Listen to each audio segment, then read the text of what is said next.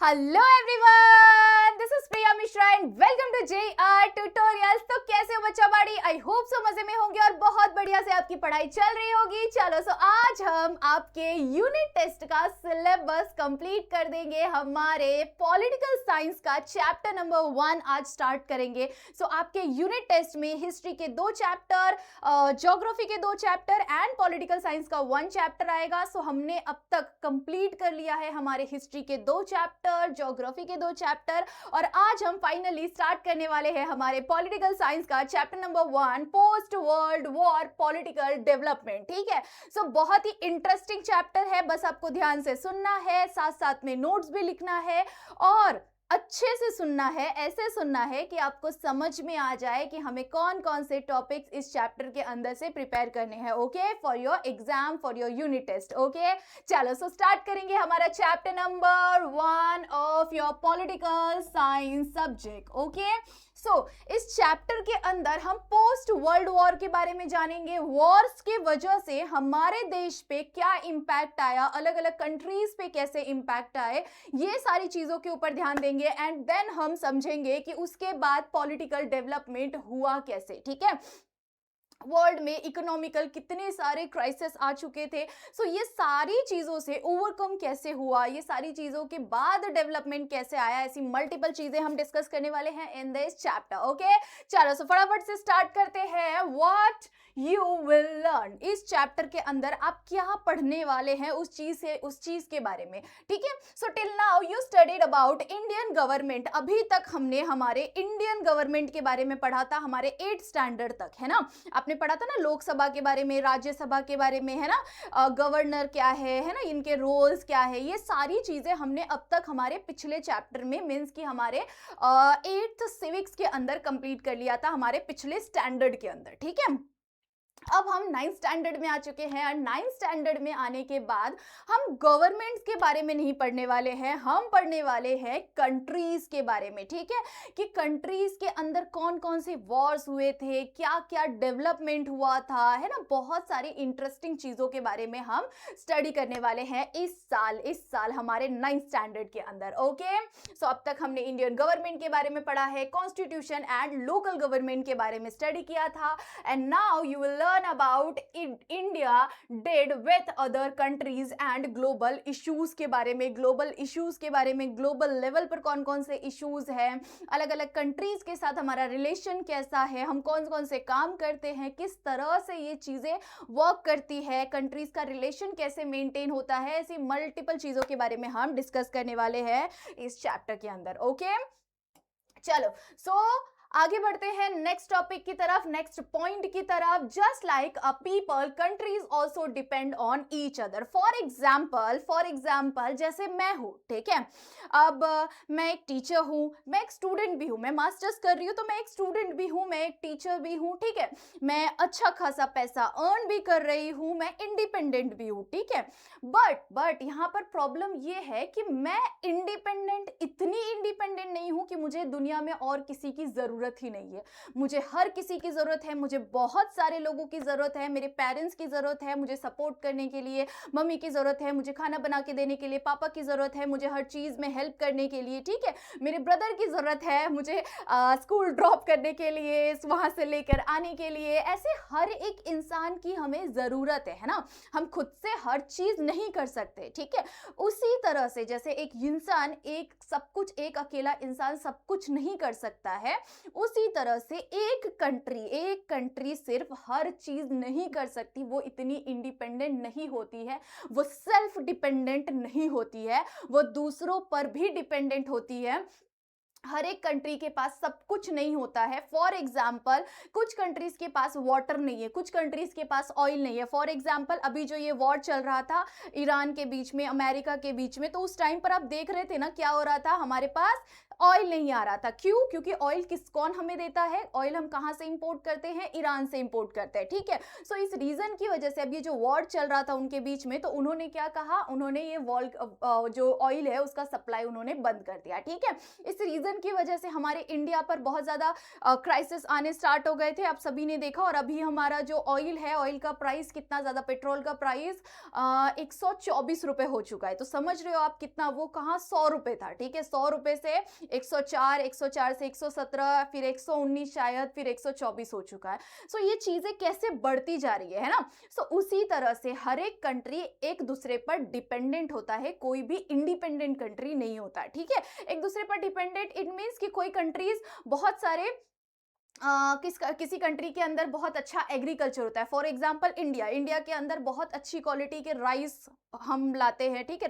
Rice produce होता है, गेहूं बहुत अच्छी क्वालिटी का प्रोड्यूस होता है, बहुत सारे अलग अलग फ्रूट्स एंड वेजिटेबल एंड मसाले, बहुत सारे स्पाइसेस बहुत अच्छी क्वालिटी के हमारे इंडिया के अंदर मिलते हैं, ठीक है। तो इंडिया क्या करता है, इस चीज को दूसरे कंट्री को एक्सपोर्ट कर देता है, ठीक है। और जो चीजें इंडिया के पास नहीं होती वो दूसरे कंट्री से इंपोर्ट करता है, ठीक है। उसी तरह से कुछ कंट्रीज ऐसी है जहां पर वाटर नहीं है, बहुत अच्छी अमाउंट में वाटर उनके पास नहीं होता है, ठीक है। तो वो जिस कंट्री के पास वाटर है वहां से वो वाटर लेते हैं, ठीक है। उसी तरह से कुछ कंट्रीज के पास जैसे फॉर एग्जांपल फ्रूट्स वगैरह इंपोर्ट कराते हैं, बहुत सारी अलग अलग चीजें इंपोर्ट होती है, बहुत सारी अलग अलग चीजें एक्सपोर्ट होती है, ठीक है। सो ये चीजें क्या है, ये एक अलग अलग जो कंट्रीज है ना वो एक दूसरे पर डिपेंडेंट है, वो इंडिपेंडेंट नहीं है। कोई कंट्री ऐसी नहीं है जो खुद में इंडिपेंडेंट हो, उन्हें किसी की भी जरूरत नहीं हो। जैसे अमेरिका जैसी बड़ी कंट्री है, उनको भी दूसरे की जरूरत पड़ती है, ठीक है। समझ रहे हो आप। सो ये आपको यहाँ पर बताया हुआ है। This connection between countries is called international system. इसे हम क्या कहते हैं, इंटरनेशनल सिस्टम। हर एक कंट्री एक दूसरे से कनेक्टेड रहता है, एक दूसरे के साथ एक रिलेशन मेंटेन करता है। इस रिलेशन को हम क्या कहते हैं, इंटरनेशनल सिस्टम कहते हैं। ओके, याद रहेगा आपको व्हाट इज इंटरनेशनल सिस्टम, तो आप बता सकते हैं ये, ठीक है। चलो आगे बढ़ेंगे नेक्स्ट टॉपिक की तरफ। इंटरडिपेंडेंस। इंटरडिपेंडेंस क्या होता है, अगेन इंटरडिपेंडेंस का मतलब क्या होता है, no country can live all alone or do everything on its own, ठीक है। कोई ऐसी कंट्री नहीं है जो हर चीज खुद से ही कर ले, हर चीज उनके ही कंट्री में ग्रो हो जाए, हर चीज उन्हें किसी से भी किसी की भी हेल्प लेनी ना पड़े, ऐसी कोई कंट्री नहीं होती है। उन्हें किसी ना किसी से कुछ ना कुछ, किसी ना किसी कंट्री से कुछ ना कुछ चीजों का इंपोर्ट करना ही पड़ता है, और इसे ही हम लोग क्या कहते हैं, इंटरनेशनल सिस्टम कहते हैं, ठीक है। Even rich और powerful countries like America rich and powerful country है, बट फिर भी वो किसी ना किसी चीज के लिए दूसरे पर डिपेंडेंट होते हैं, ठीक है। So all countries are connected and dependent on each other from a different need, for a different need. अलग अलग नीड की वजह से वो एक दूसरे पर डिपेंडेंट होते हैं, ठीक है। समझा इतना आपको। इसको हम क्या कहते हैं, इंटरडिपेंडेंस, ठीक है। इंटरडिपेंडेंस क्या होता है इसका मतलब समझा आपको। चलो आगे बढ़ेंगे नेक्स्ट टॉपिक की तरफ। Foreign policy. अब समझते हैं कि what is foreign policy. Foreign policy होता क्या है। फॉर एग्जांपल समटाइम आप किसी के घर में जाते हो तो वहां पर आप देखते हो ना कुछ चीजें एक प्रॉपर रूल के अकॉर्डिंग कि हाँ हमारे घर में 8 बजे खाना खा लिया जाता है, ठीक है। हमारे घर में मॉर्निंग में सुबह 6 बजे उठना ही पड़ता है, ठीक है। हमारे घर में 6 से लेकर 7 o'clock और 8 o'clock तक का टाइम जो होता है वो स्टडी का टाइम होता है। इस टाइम पे हम स्टडी ही करते हैं, ठीक है। हमारे घर में 4 बजे हम स्नैक्स लेते हैं, ठीक है, या फिर हम प्ले के लिए जाते हैं, आउटडोर प्ले के लिए जाते हैं, ठीक है। तो कुछ रूल रेगुलेशंस होते हैं ना, जैसे हमारे घर के अंदर आप या फिर आप कहीं किसी रिलेटिव के घर पे या किसी फ्रेंड के घर पे आप देखते होंगे ना कि घर के अंदर कुछ ना कुछ रूल्स रेगुलेशन होते हैं। जैसे हमारे घर में हमारी मम्मियाँ है ना, कुछ बाहर से गंदे हाथ से आप खेल के आए हुए हो तो ये टच नहीं कर सकते, वो टच नहीं कर सकते, है ना। ऐसे बहुत सारे अलग अलग रूल्स एंड रेगुलेशन होते हैं। उसी तरह से अलग अलग जो कंट्रीज है, बहुत सारी अलग अलग जो कंट्रीज है, उनको भी रन कराने के लिए अलग अलग रूल्स होते हैं। उसे हम क्या कहते हैं, उसे हम फॉरेन पॉलिसी कहते हैं, ठीक है। चलो समझते हैं फॉरेन पॉलिसी क्या होता है। Just like a rule at home, every country has its own rules. हर एक कंट्री के पास क्या होता है, अपना एक रूल होता है, ठीक है। For taking and dealing with other country, for talking and dealing with other country, दूसरे कंट्री से कनेक्ट करने के लिए उनके भी कुछ रूल्स एंड रेगुलेशंस होते हैं, ठीक है। This rules are called foreign policy. इसी रूल को हम क्या कहते हैं, है फॉरेन पॉलिसी कहते हैं, ठीक है। You will learn about Indian foreign policy in the next chapter. हम नेक्स्ट चैप्टर के अंदर स्टडी करने वाले हैं अबाउट इंडियन फॉरेन पॉलिसी क्या होता है, ठीक है, उस चीज के बारे में हम नेक्स्ट चैप्टर में स्टडी करने वाले हैं। ओके, चलो now move to the next topic. Next topic is why history is important. History important होता क्यों है, इस चीज के ऊपर फोकस करते हैं। ओके, चलो मैं आपको समझाती हूँ। फॉर एग्जाम्पल, आप किसी रोड से गुजर रहे हो, ठीक है, आप किसी जगह से जा रहे हो, ठीक है, अब वहां पर कोई बोरवेल टाइप है, कोई नाली टाइप्स है, ठीक है, वहां पर है और आपको पता नहीं चला, ठीक है, आपको पता नहीं चला, आप उस रास्ते से गुजरते हुए उसके अंदर गिर गए, ठीक है, आपको चोट लग गई, आप गंदे हो गए, ठीक है, तो उसके बाद आप निकल के जाओगे, क्लीन हो जाओगे, ठीक है, बस ठीक है, ओके। अब नेक्स्ट डे जब आप आ रहे हो, नेक्स्ट डे जब आप उसी रोड से गुजर रहे हो, तो आपको क्विकली आपके माइंड में क्या आएगा, क्या आएगा, क्या आएगा कि मुझे ये रोड पे मैं गिर गया था, इस जगह पे मैं गिर गया था, तो मैं यहां से नहीं जाऊंगा, है ना। आप तुरंत, आपके दिमाग में ये चीज आप आ जाएगा, है ना, आप एकदम अटेंशन मोड में आ जाओगे कि नहीं नहीं नहीं, अब मैं यहाँ पे नहीं जाऊंगा, यहाँ से मैं गिर चुका हूँ कल, ठीक है। तो ये क्या है, ये हमें बता रहा है हमारी हिस्ट्री की अगर हमने पास्ट में कोई मिस्टेक किया हुआ है तो उस मिस्टेक को हम हमारे फ्यूचर में नहीं करेंगे, ठीक है। हमारे पास्ट में जो जो चीजें हुई है, हमारे पेरेंट्स ने, हमारे ग्रैंड पेरेंट्स ने, हमारे इंडिया में कौन कौन सी चीजें हुई है, पूरे वर्ल्ड में कौन कौन सी चीजें हुई है, ये सारी चीजें जानने के लिए हिस्ट्री बहुत ज्यादा जरूरी है ना। सो हिस्ट्री क्या है, हिस्ट्री हमें हमारे प्रेजेंट में रहकर हमें हमारे पास्ट के बारे में बताता है कि हमारे पास्ट में कौन कौन से क्राइसिस हुए थे, कौन कौन से प्रॉब्लम्स हुए थे, उन प्रॉब्लम से कैसे लोगों ने डील किया था और उसके कैसे ओवरकम किया था, और अभी के टाइम पर हम वो चीजें किस तरह से देख रहे हैं ना। ये सारी चीजें हमें किसकी वजह से पता चलती है, ऑल बिकॉज ऑफ हिस्ट्री, ठीक है। हिस्ट्री के वजह से हमें ये सारी चीजें पता चलती है एंड इसीलिए हिस्ट्री इज वेरी इंपॉर्टेंट, ठीक है। Yes, to understand today's world, we must look at what happened in the past. हम अगर अभी की बात करें, अभी के वर्ल्ड की बात करें, तो अभी के वर्ल्ड के बारे में जानने के लिए हमें हमारे वर्ल्ड के पास्ट को जानना बहुत ज़्यादा ज़रूरी है। अगर हमारे पास्ट को हम जानेंगे तभी जाकर हमें पता चलेगा कि इंडिया ने और या फिर वर्ल्ड ने कितने बड़े बड़े वॉर्स को देखा है। दो बड़े बड़े वर्ल्ड वॉर 1, वर्ल्ड वॉर 2, ऐसे दो बड़े बड़े वॉर्स को फेस किया हुआ है। सिर्फ अगर इंडिया की बात करें तो इंडिया ने पाकिस्तान एंड चाइना के साथ इतने बड़े बड़े वॉर्स किए हुए हैं, विन भी हुए हैं, बट बहुत सारा ह्यूमन लॉस भी हुआ है, इकोनॉमी लॉस भी हुआ है एंड बहुत सारी अलग अलग चीज़ों का लॉस भी हुआ है। सो उसी तरह से जो ये जब कंट्री लेवल पर ये वॉर होता है, वर्ल्ड लेवल पर ये वॉर होता है, सो उस वॉर की वजह से अलग अलग जो कंट्रीज है वो सभी कंट्रीज पर कितना ज़्यादा इम्पैक्ट आता है और उस रीजन की वजह से सभी कंट्रीज का कैसा कंडीशन हो जाता है, वो सारी चीजें हम लोग इस चैप्टर के अंदर स्टडी करने वाले हैं, ठीक है। ये सारी चीजें हमें पता चलती है इसके अंदर, ठीक है। टू बिग वॉर्स, जैसे दो बिग वॉर्स हुए थे, world war 1 and world war 2 change the world completely. World को उन्होंने कंप्लीटली चेंज कर दिया था। जो रशिया है, रशिया अभी के टाइम पे वो सोवियत रशिया हुआ करता था, वो डिवाइड हो गया अलग अलग पार्ट्स में, बहुत बड़ी कंट्री थी वो। सो वो डिवाइड होकर रशिया एक बना, रशिया एक बहुत बड़ा कंट्री बना, ठीक है। अमेरिका तो वैसे वैसा का वैसा ही है, बड़ी कंट्री और एक बहुत एडवांस कंट्री, है ना।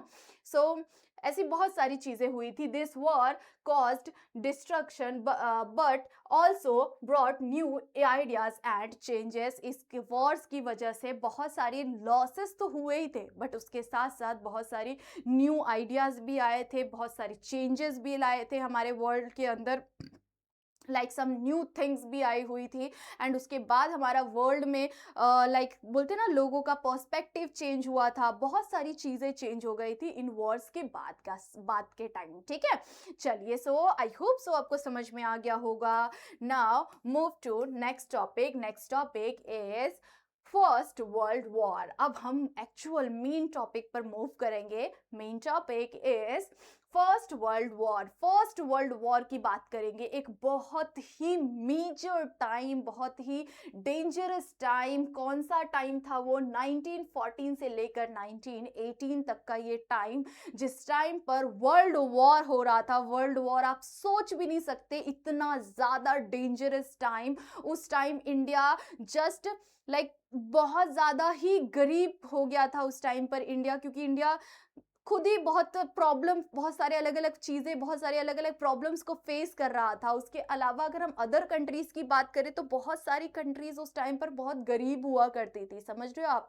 सो ऐसे बहुत सारे इश्यूज उस टाइम पर चल रहे थे और उस टाइम पे ये वर्ल्ड वॉर चल रहा था। तो बहुत ज़्यादा डेंजर टाइम था उस टाइम पर। इतना सारा इकोनॉमी लॉस तो हुआ ही था, बट ह्यूमन लॉस बहुत ज़्यादा हुआ था। इस वॉर की वजह से बहुत सारे लोग मारे जा रहे थे।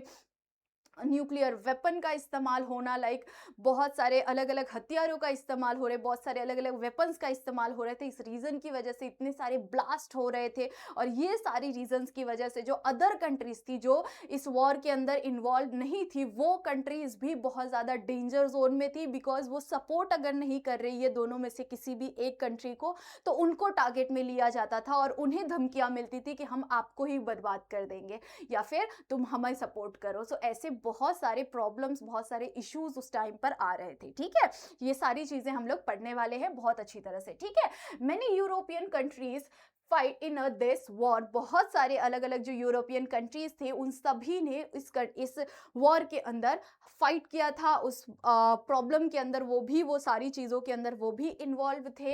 It cause a lot of death and destruction. बहुत ज़्यादा लॉस हुआ था, ह्यूमन लॉस हुआ था, बहुत सारी चीज़ों का लॉस हुआ था। बहुत ज़्यादा डेंजरस टाइम था जिसकी वजह से बहुत कुछ डिस्ट्रॉय हो चुका था। ऐसे बहुत सारे इश्यूज आए थे। Even countries that didn't fight were affected. ऐसी कंट्रीज जिन्होंने फाइट नहीं की थी, जो फाइट के अंदर थे भी नहीं, उन्हें भी बहुत ज़्यादा इफेक्ट हो रहा था। बिकॉज अगर वो आसपास की कंट्रीज है तो उनके ऊपर वो इम्पैक्ट आएगा ही। अगर वो दूर की कंट्री है बट उन्हें अगर दोनों में से किसी भी एक कंट्री को, जो विनिंग है, जो लूजिंग पार्टी है, या फिर जो भी कंट्रीज है, वो उनमें से अगर किसी को भी वो सपोर्ट नहीं कर रहे, तो फिर वो उन्हें बुरी तरह से बुरी कंडीशन में डाले जा रहे थे। समझ रहे हो आप? तो इतने ज़्यादा इश्यूज उस टाइम पर हो रहे थे।